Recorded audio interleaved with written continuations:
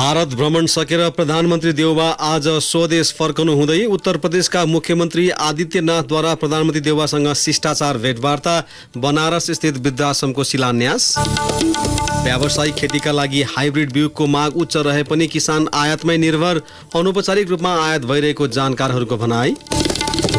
नेपाली दूतावासमा चुच्चे नक्सा नराखिएकोमा एमाले अध्यक्ष ओलीको आपत्ति, भारत भ्रमण सक्नु अघि नक्सा फेरेर देखाउन प्रधानमन्त्री देउबालाई चुनौती। आयल निगम र व्यवसायी बीच सहमति भएसँगै इन्धनको आपूर्ति भोलिदेखि सहज बन्ने। संसद भङ्ग गर्ने पाकिस्तानी प्रधानमन्त्री इमरान खानको प्रस्ताव राष्ट्रपति आरिफ अल्वीद्वारा अनुमोदन, अविश्वासको प्रस्ताव असंवैधानिक भन्दै खारेज। र एक दिवसीय महिला विश्वकप क्रिकेट 2022 को उपाधि अस्ट्रेलियालाई इङ्ल्यान्ड 71 रनले पराजित। नमस्कार, कान्तिपुर डायरीका साथमा सुनिता र म पवन। सुरु गरौँ मुख्य प्रसङ्गबाट। प्रधानमन्त्री शेरबहादुर देउवा भारतको 3 दिने औपचारिक भ्रमण सकेर आज स्वदेश फर्कदै हुनुहुन्छ। भारतीय समकक्षी नरेन्द्र मोदीसँग हिजो औपचारिक भेटवार्ता र विभिन्न विषयमा सहमतिपछि प्रधानमन्त्री देउवा नेपाल वायु सेवा निगमको नियमित उडानबाट बेलुका 6:45 बजे स्वदेश फर्कन लाग्नु भएको हो। प्रधानमन्त्री देउवाले आज भारतको वाराणसी स्थित काशी विश्वनाथ मन्दिरमा पूजा अर्चना गर्नुभएको छ। भारतको धार्मिक नगरी वाराणसी पुगेका प्रधानमन्त्री देउवा सहितको टोलीले काशी विश्वनाथ मन्दिरमा पूजा अर्चना गरेका हुन्। यसका साथै प्रधानमन्त्री देउवाले वाराणसी केही सम राजेश्वर पशुपतिनाथ महादेव तथा कालभैरव मन्दिरमा पुगेर पूजा अर्चना समेत गर्नुभएको छ। पूजापछि प्रधानमन्त्री देउवाले एक वृद्धाश्रमको शिलान्यास गर्नुभएको छ। ललिताघाट पशुपतिनाथ मन्दिर परिसरमा नेपाल सरकारले बनाउन लागेको वृद्धाश्रमको शिलान्यास गर्नुभयो। नेपाल सरकारले वृद्धाश्रमका लागि 1 करोड विनियोजन गरेको छ। बनारसमा प्रधानमन्त्री देउवालाई उत्तर प्रदेशका मुख्यमन्त्री योगी आदित्यनाथले स्वागत गर्नुभएको थियो। मुख्यमन्त्री योगीसँग द्विपक्षीय आर्थिक र लगानी बारे पनि छलफल भएको बताइएको छ। प्रधानमन्त्री शेरबहादुर देउवाको भारत भ्रमणका क्रममा नेपाल र भारतबीच ऊर्जा र रेलवे सेवामा सहकार्य गर्न विभिन्न 4वटा सम्झौता भएका छन्। दुई देशका प्रधानमन्त्रीले सोलु करिडोरको प्रसारण लाइन र जयनगर कुर्था रेल सेवा लगायत कार्यक्रमको संयुक्त रूपमा उद्घाटन समेत गरेका थिए। अब कान्तिपुर सविस्तारको पालो। कान्तिपुर सविस्तार। वर्णशंकर अर्थात् हाइब्रिड बिउले उत्पादन धेरै दिने भएपछि यसप्रति किसान आकर्षित हुनु स्वाभाविक हो। व्यावसायिक खेती गर्ने किसानहरूले हाइब्रिड बिउको मात्र प्रयोग गर्ने भएका कारण यसको माग पनि उच्चै छ। तर नेपालमा यसको उत्पादन न्यून छ, जसका कारण आयातमै निर्भर हुनु परेको छ। नेपालमा औपचारिक भन्दा अनौपचारिक रूपमा अत्यधिक मात्रामा बिउ आयात भइरहेको जानकारहरू बताउँछन्। यसको प्रत्यक्ष असर किसानलाई पर्ने गरेको छ।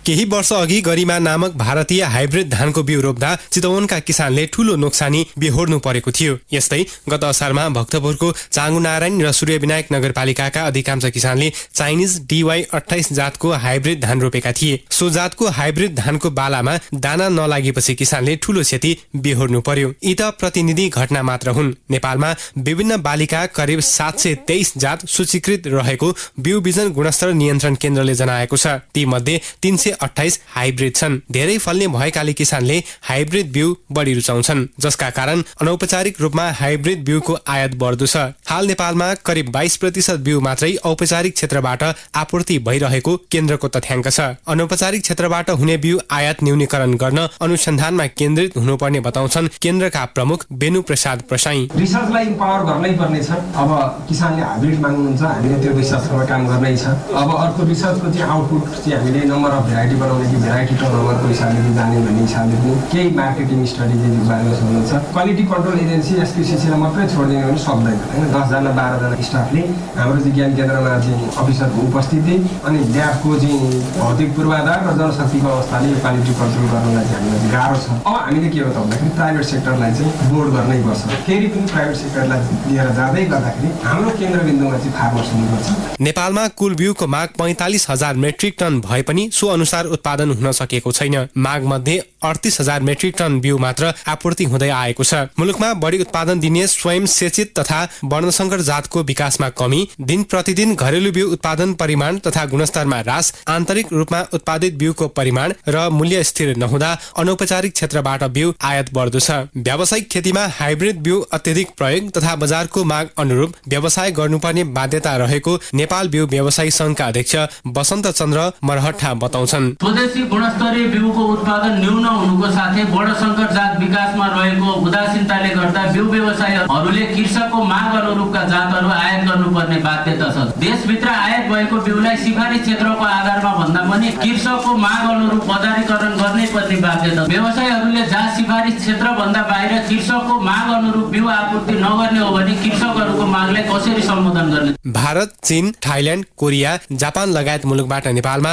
वर्षेनी करिब 1.5 अर्ब रुपैयाँ बढीको बिउ आयात हुने गरेको सरकारी तथ्याङ्क छ। स्वदेशी हाइब्रिड प्रणाली बलियो छैन। सबै प्रकारका हाइब्रिड बिउको उत्पादन स्वदेशमै गर्न सकिए अनौपचारिक क्षेत्रबाट हुने आयात कम हुने बताउँछन् पुनः नेपाल बिउ व्यवसायी संघका अध्यक्ष मरहट्टा। जस्तो स्वदेशमा वर्णसंकर जातको विकासमा कृषि अनुसन्धानले मुख्य प्राथमिकतामा राखी सबै बालीका वर्णसंकर जातहरूको विकास गर्ने। जस्तो हामीले स्वदेशमै हाइब्रिड भेराइटीहरू किसानले डिमान्ड गरेका माग गरेका भेराइटीहरू चाहिँ हामीहरूले उत्पादन गर्न सक्यौं भने विदेशी भेराइटीहरू त आफै पछाडि परिहाल्छन्। भारतको खुला सीमाका कारण अनौपचारिक रूपमा बिउको आयात हुने गरेको छ। पछिल्लो समय अनौपचारिक आयात बिउको निकासी र पैठारीको मुख्य समस्या भएको बताउँछन् बिउ बिजन गुणस्तर नियन्त्रण केन्द्रका प्रमुख बेनु प्रसाद प्रसाई। के त नियमनमा हामी टाइट हुनु पर्यो, के यसलाई फेसिलिटेट गर्नु पर्यो भने बिउको निकासी र पैठारीको समस्या र चुनौतीको कुरोमा एउटा अनौपचारिक आयात खास गरी भेजिटेबल सेक्टरमा चाहिँ अर्को बढी उत्पादन दिने वर्णसंकरको जातको विकासै छैन। अर्को सिड इम्पोर्टर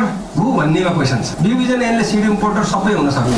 एउटा बोर्डरमा बसेको चाहिँ एउटा सानो पसल गरेको मान्छेले बिउ व्यवसाय अनुमति पत्र लियो भनेदेखि र इन्डियन पार्टीसँग चाहिँ गरेर चाहिँ म इम्पोर्ट गर्नु भनेदेखि इम्पोर्ट गर्न पाएँ। त्यसको इम्प्लिकेसन के छ भन्दाखेरि चाहिँ अहिले तपाईँको चाहिँ एउटा राम्रो प्रचलित जातको चाहिँ जुन एरियामा कभरेज भएको छ भोलि क्षतिपूर्तिको केस आयो भने अरब नाग्छ। यस्तो अवस्थामा त्यस्ता संवेदनशील विषयमा हामीले चाहिँ सिड इम्पोर्टरको लाइसेन्स किन नजाने, उहाँको कोलाट्रल किन नखोज्ने, त्यो विषयमा हामीले चाहिँ के हो त भन्दाखेरि गर्नुपर्छ। 29वटा इम्पोर्टर देखिन्छ, 9वटा चाहिँ अलिकति के हो त भन्दाखेरि फाइनेन्सियली हुन्छ नि भन्ने हामीलाई लाग्छ। स्वदेशी हाइब्रिड बिउको प्रणाली कमजोर हुनुमै सबैभन्दा बढी समस्या छ। कमजोर कृषि अनुसन्धानका कारण समयानुकूल जात विकास हुन नसक्दा आयातको बाध्यता छ। हाइब्रिड बिउ लगाएपछि बाली बिग्रनुको कारण खोज्नु भन्दा पनि बिउलाई दोष दिने परिपाटी अन्त्यमा सरोकारवालाको जोड छ। बिउ बिजनको हकमा आयातकर्ताको जिम्मेवारी एवं जवाफदेहितामा आयात अनुमति दिई बिक्री वितरणको व्यवस्था सरकारले गर्न सके नक्कली बिउबाट किसानले बेहोर्नुपर्ने नोक्सानी कम गर्न मद्दत पुग्ने थियो। रेडियो कान्तिपुरका लागि सूरज राज थाला। कान्तिपुर सविस्तार।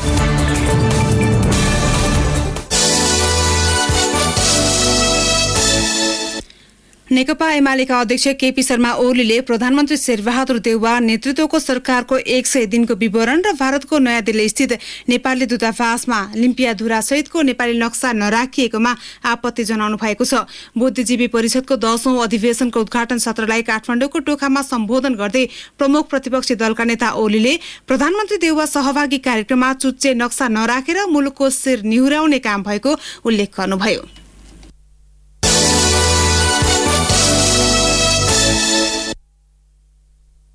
शेरबहादुर देउवाजीले सरकारका 100 दिन भनेर उहाँको सरकार बनिसकेपछि 100 दिन पुरा भएपछि सरकारका 100 दिनको काम गर्नुभयो र त्यसमा अगाडि राष्ट्रको प्रतीक चिन्ह राख्नुभयो।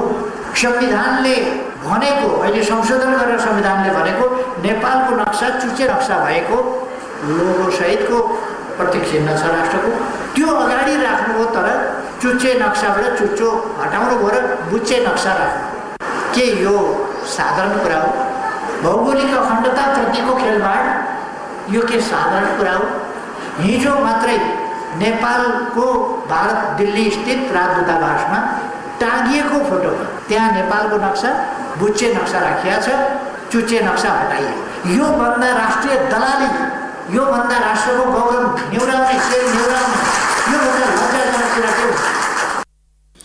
अध्यक्ष ओलीले भारतबाट फर्कनु अघि दूतावासको नक्सा परिवर्तन गरेर देखाउन प्रधानमन्त्री देउवालाई चुनौती दिनुभयो। उहाँले वर्तमान 5 दलीय गठबन्धन राष्ट्रको स्वाभिमानको रक्ष्य भन्दा पनि स्वाभिमानलाई गिराउने पक्षमा रहेको स्पष्ट समेत स्पष्ट भएको बताउनुभयो। मुलुकको नक्सा कस्तो छ भन्ने समेत थाहा नहुनेलाई मुलुक भाषेको समस्याको बारेमा कुनै जानकारी नहुने उहाँको भनाइ थियो।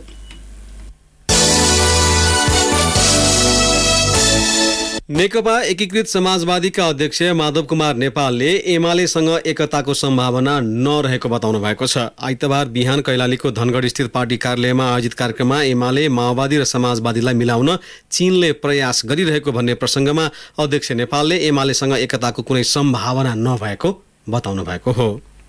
हाम्रो कुनै पनि एकताको सम्भावना छैन। नेता नेपालले 5 दलबीच तालमेल हुने भएपछि जनतामा उत्साह थपिएको र जनविरोधी शक्तिहरू छटपटाउन थालेको बताउनुभयो। यसैबीच एमालेबाट निर्वाचित भएका कञ्चनपुरको बेदकोट नगरपालिकाका नगर प्रमुख अशोक कुमार चन्द एकीकृत समाजवादीमा प्रवेश गर्नुभएको छ। दैजीमा आयोजित आमसभामा एकीकृत समाजवादीका अध्यक्ष माधव कुमार नेपालले नगर प्रमुख चन्द सहित वडा अध्यक्ष र कार्यपालिका सदस्य लगायतका जनप्रतिनिधिहरूलाई पार्टी प्रवेश गराउनु भएको हो।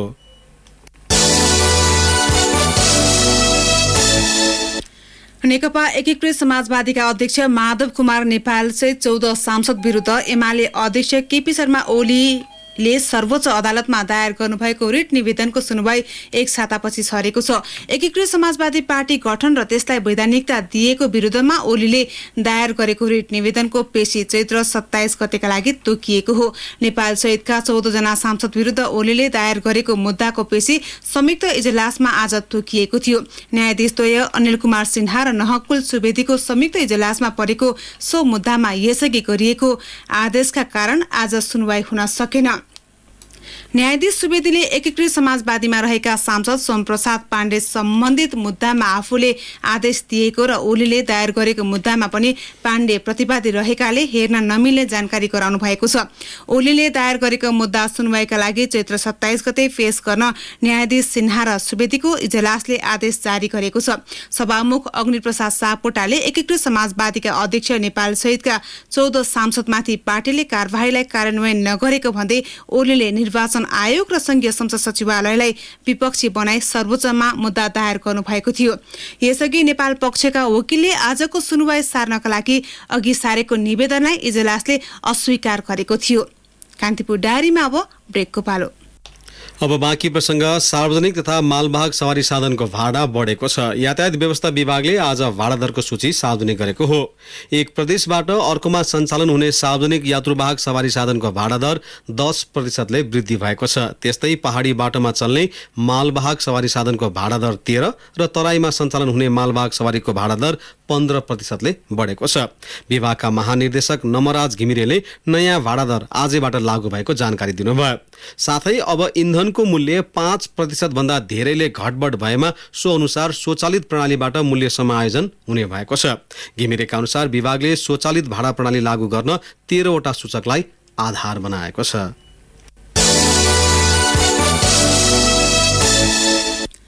सरकारले कोभिड-19 विरुद्धको पूर्ण मात्रा खोप लगाएको 3 महिनापछि बुस्टर डोज दिने भएको छ। यसअघि पूर्ण मात्रा खोप लगाएको 6 महिनापछि बुस्टर मात्रा दिँदै आएकोमा अब पनि 3 महिनापछि नै सो खोप दिन स्वास्थ्य सेवा विभागले मातहतका सबै निकायलाई परिपत्र गरेको हो। स्वास्थ्य सेवा विभाग अन्तर्गतको परिवार कल्याण महाशाखाका निर्देशक विवेक कुमार लालद्वारा जारी गरिएको परिपत्रमा देशका 7वटै प्रदेश र 77वटै जिल्लामा सोही व्यवस्था गर्न भनिएको छ। यस्तै अभियान मार्फत छुटेकालाई पहिलो, दोस्रो तथा बुस्टर डोज खोप प्रदान गर्न पनि विभागले आग्रह गरेको छ। यसैबीच पछिल्लो समय नेपालमा कोरोना भाइरस संक्रमितको संख्या घट्दो क्रममा छ। पछिल्लो पटक 23 जनामा संक्रमण पुष्टि भएको स्वास्थ्य तथा जनसङ्ख्या मन्त्रालयले जनाएको छ। 6909 जनामा गरिएको परीक्षणबाट सो संख्यामा संक्रमण पुष्टि भएको मन्त्रालयले जनाएको हो। हाल नेपालमा सक्रिय संक्रमितको संख्या 879 रहेको छ। गत 24 घण्टामा 66 जना संक्रमण मुक्त भएका छन्।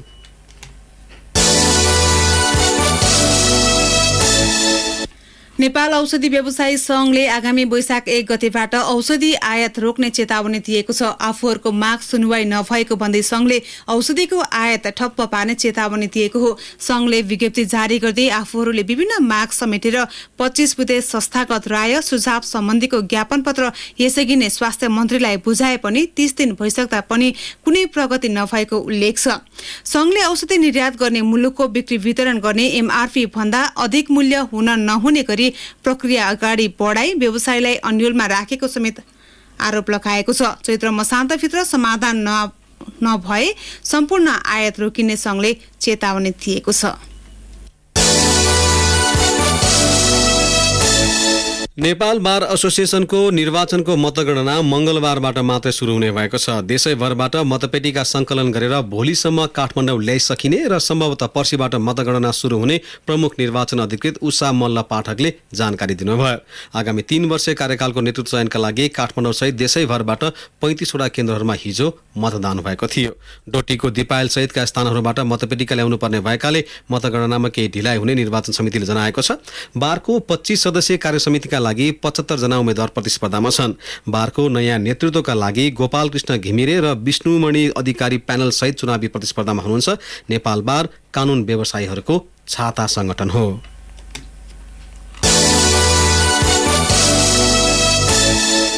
मानव अधिकारको क्षेत्रमा कार्यरत एमनेस्टी इन्टरनेशनल नेपालको 30औं वार्षिक साधारण सभाले विपिन बुढाथोकीको अध्यक्षतामा नयाँ कार्यसमिति चयन गरेको छ। धुलीखेलमा चैत्र 19 गते अबेर सम्पन्न साधारण सभाबाट 2 वर्षीय कार्यकालको लागि कोषाध्यक्ष रोशन बजगाई निर्वाचित भएका छन्। साधारण सभामा गत वर्षमा गरिएको मानव अधिकार सम्बन्धी कार्यहरूको प्रभावको बारेमा समीक्षा गर्नुका साथै मानव अधिकार सम्बन्धी प्रस्तावहरूमाथि पनि छलफल चलाइ पारित गरिएको निर्देशक राजन थपलियाले बताउनुभयो।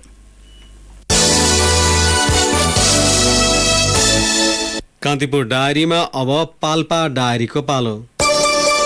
पाल्पा डायरीबाट माधव बर्यालको नमस्कार। पाल्पामा सञ्चालन भएको 10 स्थानका चुन्डुङ्गा उत्खननको अवस्थाबारे डिभिजन वन कार्यालयले अनुगमन गरेको छ। चुन्डुङ्गा खानी अध्ययनको प्रारम्भिक प्रतिवेदन सार्वजनिक गरेको डिभिजन वनले यसमा धेरै त्रुटि देखाएको छ। चुन्डुङ्गा खानीहरूको विषयमा उठेको विभिन्न सवालबारे अध्ययन गर्न बनेको समितिले प्रतिवेदन सार्वजनिक गरेको प्रमुख जिल्ला अधिकारी जगन्नाथ पन्तले बताउनुभयो। अनुगमनका क्रममा वन मन्त्रालय अन्तर्गत विभागसँग भएको सम्झौता अनुसार खानीहरूले शर्त पालना गरे नगरेको अध्ययन गरिएको डिभिजन वन कार्यालयका सूचना अधिकारी संयोग बस्नेतले बताउनुभयो।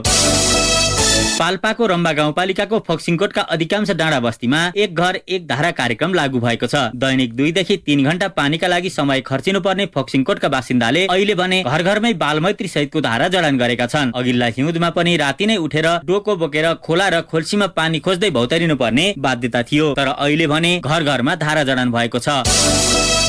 पूर्वखोला गाउँपालिका अन्तर्गत रेग्नेरह स्वास्थ्य चौकीले गर्भवतीका लागि निशुल्क भिडियो एक्सरे र ल्याब सेवा सुरु गरेको छ। गाउँपालिका भित्रको अन्य वडामा रहेको स्वास्थ्य चौकीमा पनि महिनाको 1 दिन गर्भवतीका लागि निशुल्क स्वास्थ्य जाँच व्यवस्था मिलाउने गाउँपालिका अध्यक्ष नुनबहादुर थापाले जानकारी दिनुभयो। अन्य वडामा वैशाख महिनादेखि सो सेवा प्रदान गरिनेछ। गाउँपालिकाका स्वास्थ्य शाखा प्रमुख मोहन ढकालले गर्भवतीको भिडियो एक्सरे गर्न स्वास्थ्य कर्मीलाई 21 दिने तालिम दिएको बताउनुभयो।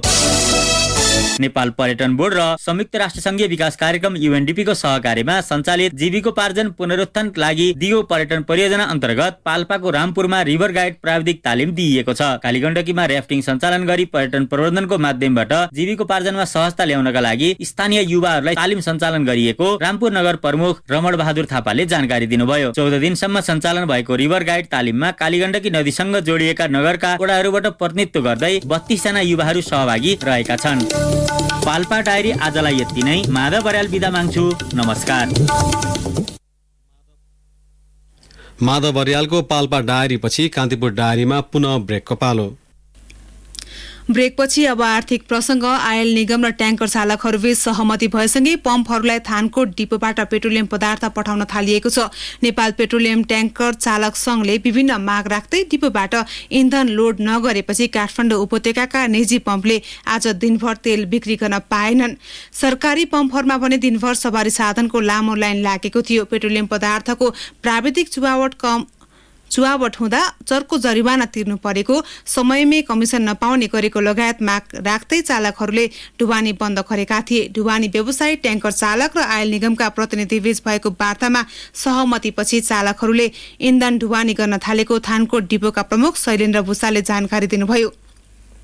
साँझ 7:30 बजेसम्म 1500 किलोमिटर पेट्रोलियम पदार्थ पम्पहरूमा पठाइने उहाँले जानकारी दिनुभयो। पेट्रोलियम पदार्थको लोड सुरु भएसँगै अब आपूर्ति सहज हुने पेट्रोलियम ट्याङ्कर चालक संघका अध्यक्ष ईश्वर लामाले बताउनुभयो।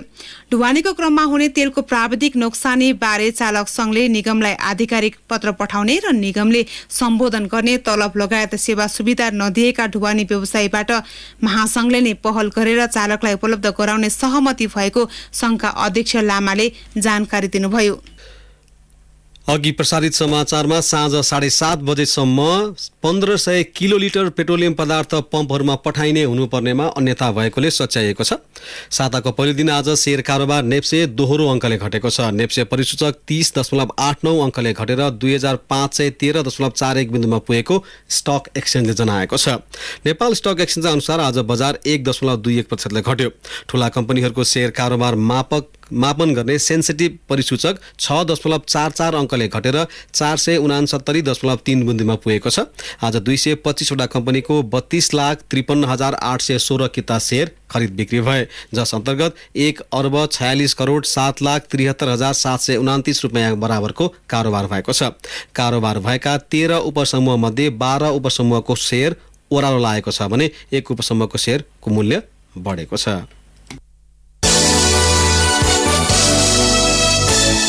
अब अन्तर्राष्ट्रिय प्रसङ्ग। पाकिस्तानका राष्ट्रपति आरिफ अल्वीले संसद भङ्ग गर्ने प्रधानमन्त्री इमरान खानको प्रस्ताव अनुमोदन गर्नुभएको छ।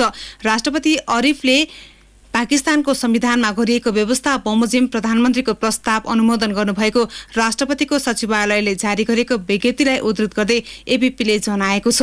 संसदमा पेश भएको आफू विरुद्धको अविश्वासको प्रस्ताव खारेज भएसँगै खानले राष्ट्रपति अल्वी समक्ष संसद भङ्गको लिखित प्रस्ताव गर्नुभएको थियो। उहाँले अविश्वासको प्रस्तावको विपक्षमा उभिएकोमा धन्यवाद पनि दिनुभएको छ।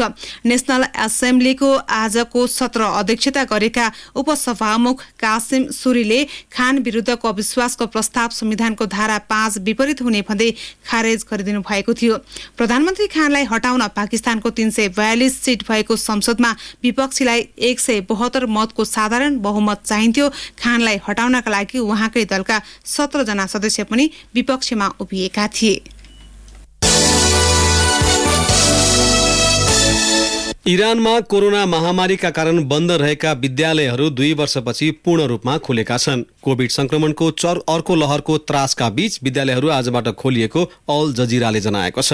विद्यालय खुलेसँगै शिक्षक तथा विद्यार्थीहरू भौतिक रूपमा नै विद्यालयमा उपस्थित भएर पठन पाठन सुरु भएको छ।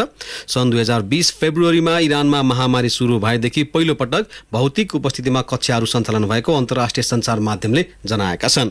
भौतिक उपस्थितिका लागि विद्यार्थी तथा शिक्षकहरूले भने पूर्ण रूपमा खोप अनिवार्य लगाएको हुनुपर्नेछ।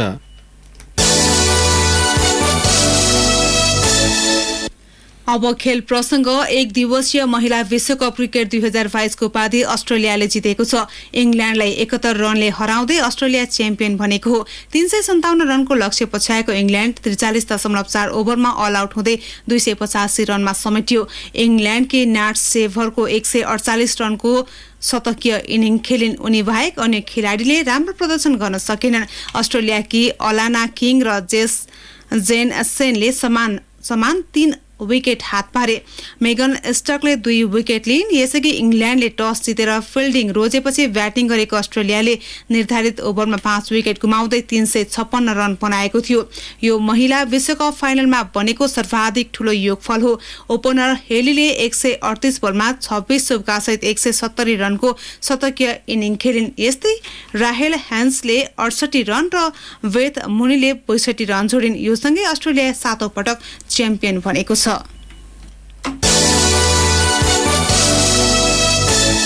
शहीद स्मारक बी डिभिजन लिग फुटबलमा आज भएका 3 खेल बराबरीमा टुङ्गिएका छन्। ललितपुरको साधो बाटो स्थित एन्फा मैदानमा भएको पहिलो खेलमा मध्यपुर युथ एसोसिएसन र भगवती क्लबले गोलरहित बराबरी खेल्दै अङ्क बाँडेका हुन्। निर्धारित समयमा दुवै टोलीले गोल गर्न नसकेपछि अङ्क बाँड्न बाध्य भए। बराबरीसँगै मध्यपुरले 11 खेलबाट 14 अङ्क जोडेको छ। भगवतीको समान खेलबाट 15 अङ्क छ। दोस्रो खेलमा सामाजिक युथ क्लब र सरस्वती युथ क्लबले 1-1 गोलको बराबरी खेले। सामाजिकले अग्रता जोगाउन नसक्दा सरस्वतीसँग अङ्क बाँड्नु पर्यो। बराबरीपछि सरस्वतीको 11 खेलबाट 17 अङ्क छ। सामाजिकले समान खेलबाट 11 अङ्क जोडेको छ। यस्तै अन्तिम खेलमा खुमलटार युथ क्लब र बोइज युनियनले 1-1 गोलको बराबरी खेल्दै अङ्क बाँडे। खुमलटारका लागि विक्रान्त राणाले गोल गर्दै अग्रता दिलाए पनि बोइजका मिलन लिम्बुले गोल फर्काउँदै बराबरी गरे। बराबरीपछि खुमलटारले 11 खेलबाट 16 अङ्क जोडेको छ। पुछारबाट दोस्रो स्थानमा रहेको बोइजको समान खेलबाट 10 अङ्क छ। तालिकाको शीर्ष स्थानमा रहेको चर्च बोइज युनाइटेडको 11 खेलबाट 23 अङ्क छ।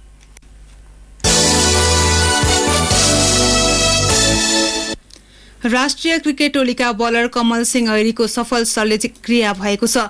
उनको आज बिहान कलङ्की स्थित नेपाल नेशनल अस्पतालमा बायाँ हातको शल्यक्रिया गरिएको नेपाल क्रिकेट संघ क्यानले जनाएको छ। मलेसिया विरुद्ध त्रिकोणात्मक टी20 सिरिज अन्तर्गत लीग चरणको अन्तिम खेलमा कमलले चोट बोकेका थिए। उनी पूर्ण रूपमा ठिक हुन कम्तीमा 6 हप्ता लाग्ने बताइएको छ। कमललाई टोलीका फिजियो प्रशिक्षक र चिकित्सकको निगरानीमा राखिएको छ। अवशेष साथ कान्तिपुर डायरी समाप्त हुन्छ। राति 8 बजे सेक्युरिटी एन्ड क्राइम डायरीका साथ आउने नै छौँ। तबसम्मका लागि सुनिता र पवनलाई आज्ञा दिनुहोस्। नमस्कार।